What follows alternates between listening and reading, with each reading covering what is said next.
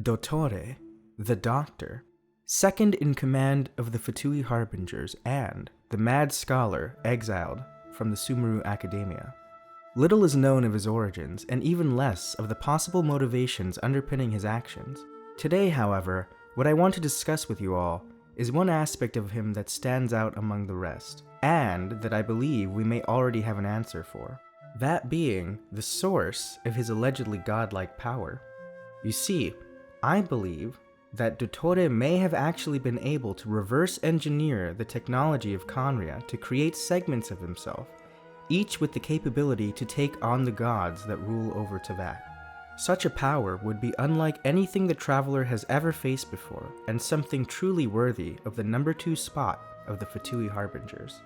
So why do I think this might be the case? Well, at the end of the 3.2 Archon quest, we learn from Nahida that the first 3 members of the Fatui Harbingers possess power on the level of the gods, which includes Dottore since he's number 2. And this was seemingly confirmed by Dottore himself, with him stating to Nahida that if he really wanted to take the Gnosis by force, he could. Here's the thing though, the fact that he said that he could take the Gnosis right then and there means that this segment alone could defeat her. Given this, we can assume that every individual segment of Dottore shares the same power on par with the gods, but how can this be?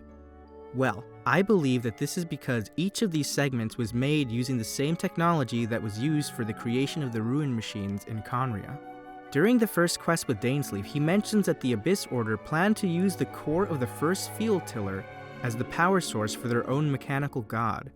Considering that they wanted to use this creation to oppose Celestia, and Dane even mentions that this power could quote-unquote topple the thrones of Celestia itself, this could suggest that the Rune Machines actually possess power on par with the gods themselves.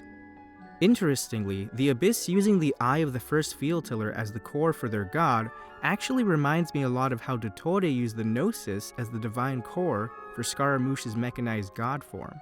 If Dottore did actually use this sort of tech to make his segments, it could explain how he had the knowledge to create this mechanized god in the first place. Dainsleif did also mention that there are a few people around who might have a good understanding of Khaenri'ah, and considering how much Dottore has already shown that he knows, I feel like he is definitely one of these people.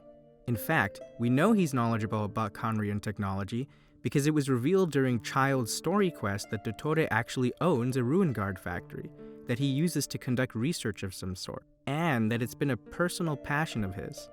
He did tell Nahida that creating his segments requires many rare materials, but that he could eventually make more.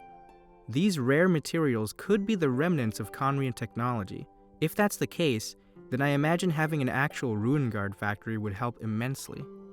Another interesting point to consider is that through Tignari's story quest, we know that the Academia have actually banned research on mechanical lifeforms, but we still don't know the actual cause as to why. Well, the Pale Flame artifact set mentions that Dottore gave a lecture on this very topic in the past, in which he mentions how humans are just complex machines, and that if taken apart and enhanced, they could display powers far beyond even those exhibited by vision holders.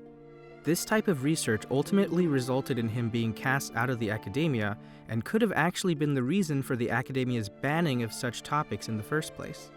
The artifact also mentions a conversation regarding Dottore's recruitment to the Fatui, where he mentions to who we can assume to be Piero that he could even create a god should they help fund his research, which we know is actually true.